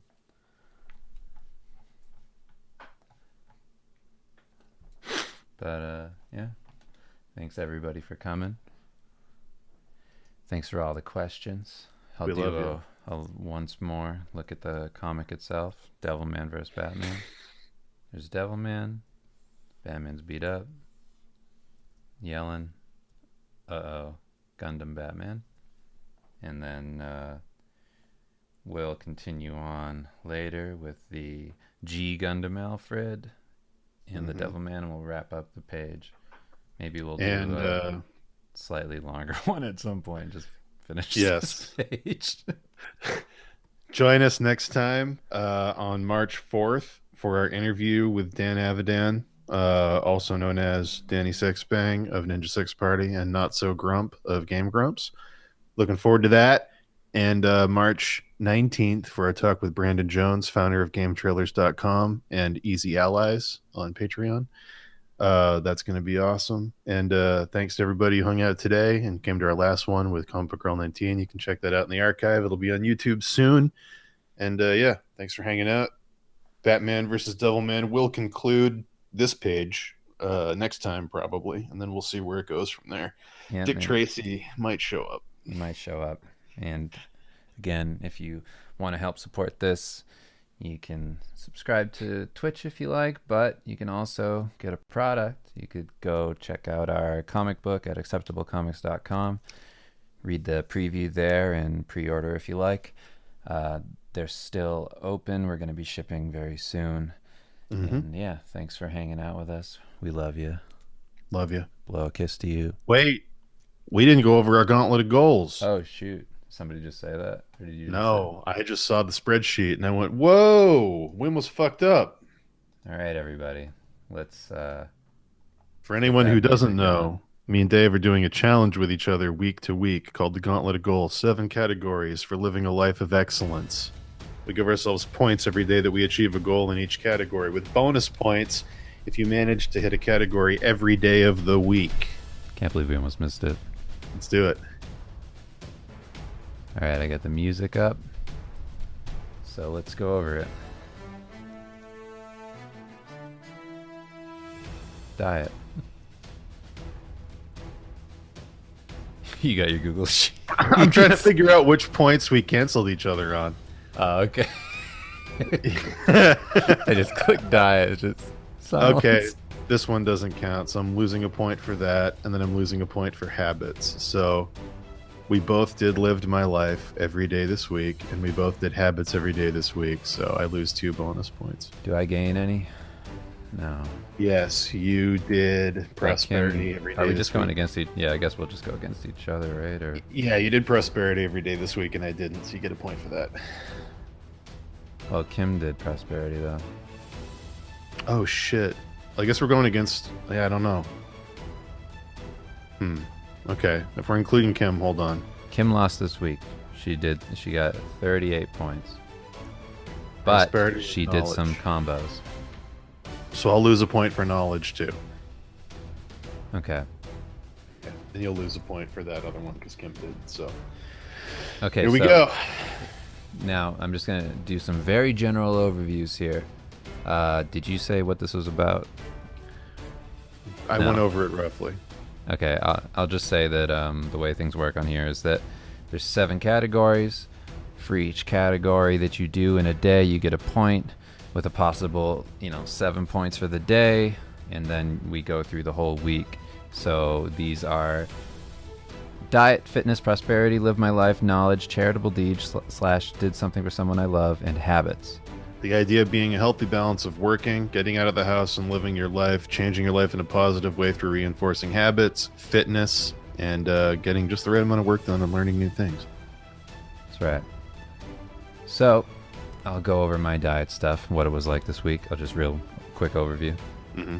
I missed a couple days. We're 3 weeks into the challenge right now, and I haven't taken a cheat day on my diet yet, and I was feeling like I probably should, because you're supposed to on the diet I'm on take a cheat day. Mine too. So I hadn't been doing that at all, and I took one last night. So I don't get a point for last night. I missed one day this week because we celebrated my mom's birthday late, and she chose to go to a Chinese restaurant, and there was no option on the menu anywhere. So I just had Chinese food.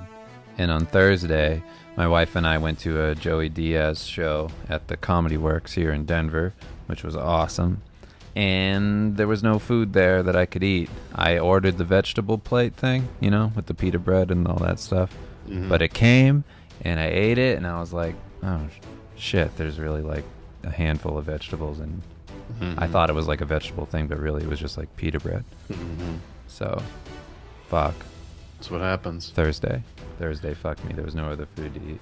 Fitness, clean sweep. I joined the Y again. I'm swimming again. Feels great. The days that I didn't swim, went for some walks, did some stretches my trainer's having me do. It was good. Feels great to be swimming again. I only got 3 points for fitness this week, which is awful. I don't know what happened, but I just kind of like fell off hard. I did a hour and a half hot yoga class on Tuesday, which sounds lame, but that is one of the most brutal experiences. Mm-hmm. So I did that, and then worked out a couple days. But yeah, I kind of fell off the wagon. But that being said, I found this really great fitness app on the Google Play Store, which has a lot of like breakdowns of like really cool full body workouts you can do.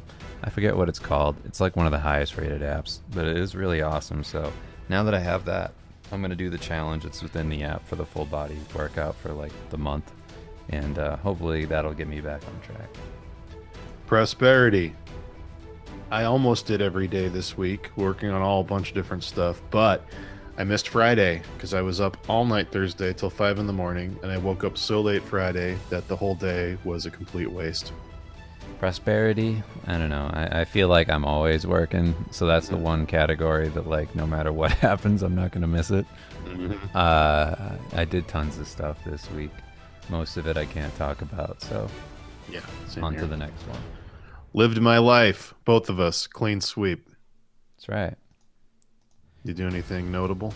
Yeah, did a lot of stuff. Like I said, went to the Joey Diaz show, hung out with my wife a lot, went out to see family, did just like cool stuff, going out, doing things, and trying to do stuff after 6 every day with my wife, so that we don't end up hating each other and murdering each other in our sleep and all that. Good point. I hung out, went down to Providence, went to a life drawing thing, hung out at this place that runs it, met some people. I went to an antique bookstore that was cool, hung out with my sister, who I don't get to see too often. Good stuff this week. All right. Knowledge. Clean sweep. Clean. I almost got that. I missed Wednesday. Mm-hmm. So I started to get more points and knowledge, doing heavy research into the people we're going to be bringing on as guests. So a few of my days were that, going through all the former stuff they've done, taking notes, reading through Wikipedias on them, listening to previous interviews they've done so we don't have too much overlap. Started doing a lot of that. The other thing I started doing for knowledge is learning how to cook new kinds of food for my diet that I can alter and stuff so I can actually eat it on my diet. So I started learning new stuff with that. Learned some really good lamb recipes this week. That was cool. And yeah, there you go. Yeah. I learned about computer learning programs that can interpret like blurry images, or even like you can type in a sentence into this like algorithm or something, and like it will create an image based off of that. It's really crazy. So like I got into that for a while early on in the week, doing somebody on Twitter actually sent me the link to that, and I was watching all those videos, learning about that. I was thinking about trying it out. Like you can put in you can show this program like two separate images. Like you can show it like a picture of a product and then show it a picture of another product, and it'll turn that other product into the the other one. So like it'll form it to a different shape and stuff. It's really weird. There you go. It's super cool. And then I learned a lot about Clip Studio brushes. I learned that you can have some pretty cool watercolor effects and things. That was really great. Read books and in general, just like trying to take in information every day. But missed Wednesday, so fuck. Charitable deeds. Did something for someone I love. Clean sweep. I donated money to the organization that does the life drawing thing. I got my mom a day spa thing to go get massages and stuff because she's so fucking stressed out lately. Did some deep portfolio reviews, heavy critiques, back and forth with people with career advice. Did all kinds of charitable deeds this week. Yeah, I helped my wife study for her exams. I did lots of replying to, like Dan was saying, emails where people were trying to figure out stuff and ask some questions about art career, things like that. I did, what was the other one I did?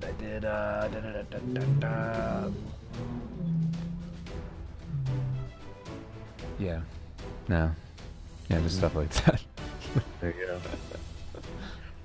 Habits. Now, these are specific to each of us. We have different goals for this category. Mine is that I've got 5 habits I want to break or reinforce. If I do at least 2 of them every day, I get a point. So consistently this week, I ate 5 meals a day. I cleaned every day to make sure that my apartment doesn't get shitty again. 3 days this week, I didn't order coffee or food. I just made food and made coffee, which is like one of the biggest ones I'm trying to break. So I'm feeling pretty good. Feeling pretty good about my habits. Got to lean into the coffee one harder. Might start making that one mandatory. Yeah, for me, I haven't really had like a ton of issues with my habits. I feel like I generally doing all right, but like the main thing I'm trying to do is keep up with this. Also, from now on, I'm gonna try and do that monthly goal, oriented workout routine that's in the app. I'm gonna do that. That'll be one of my main habits I want to get into, is filling that thing out. A habit that I want to develop as well going forward is I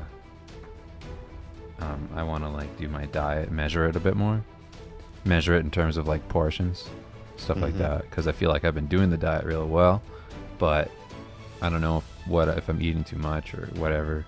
So I want to measure that a bit better, get some better insight going forward so that I don't fuck myself in the long run. As of Friday this week, all of my salt is out of my diet again because I thought I was going to start last week, but I forgot that I pre-make all my food and freeze it. So all the food I had with salt in it has now been consumed. It's gone. Boom. Salt-free again. Salt-free. Weight loss numbers coming. Well, all right, everybody. Well, do you have any bonuses or? I got one bonus that wasn't canceled out by you and Kim, I think. Like a bonus thing you did in the bonus category? Oh, no, I don't have any bonus categories. I didn't have any new experiences or personal tragedies. I didn't finish any books. All right. Well, then I'll shut that off. If you guys want to take part in the Gauntlet of Goals, you should, because it's really cool. It's really easy to kind of track everything and get a better idea of how you're living. Final you can tally. check out our original video where we like broke down everything. It's in the Twitch archive. 46 to 41. Yep. 46 to 41. Dan wins this one. There you go. Kim, well, let's go back through the week real quick. I'll just do a quick thing. So, first week, Kim won. Second week, Dan won. And now the third week, it's looking like it's Dan. There you go. And just for reference, I won the first week until Kim won. She came in after. Yeah, if Kim can win next week, then she'll tie it up. And if I can win, then I'll just take one away. I can only hope that clinicals are so hard that it drags her down. Yeah. All right, Thanks for everybody. coming, everybody. Thank you for coming. We'll see you soon. Bye. Bye.